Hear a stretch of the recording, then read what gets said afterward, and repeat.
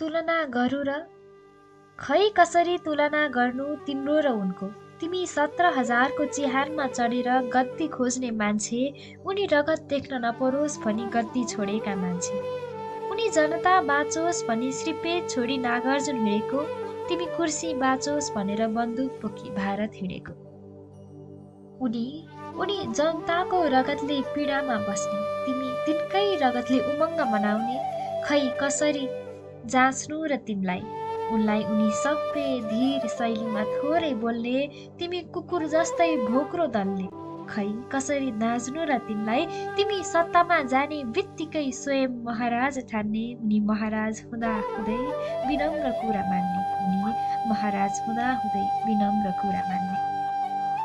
खै कसरी दाज्नु र तिमीलाई उनीसँग, उनी सर्वसत्ता हातमा हुँदा पनि अलिक मनकारी, तिमी एक दिन मन्त्री हुँदा पनि हुन्छौ धुन्धुकारी। खै कसरी नाप्नु र तिमीलाई, तिमी केही समर्थन पाउने बित्तिकै अरिङ्गाल चलाउने, उनीसँग सेना हातमा छँदा पनि होसमा कहलाउने। के गरी तुलना गरौँ र खै, तिमी जनवादी भएर पनि धनवादी हुने, उनी राजावादी भएर पनि थोरै जनवादी हुने। तिमी विकास देखाउँदै विनाश गराउने, उनी शक्तिमा भएर पनि निकास गराउने। तिमी जिब्रो सम्हाल्न नसक्ने तर जिब्रो थुत्न हिँड्ने, गणतन्त्र भन्दै जनता कुट्न हिँड्ने। उनी सामन्ती भए पनि देश नफुट्न भन्ने।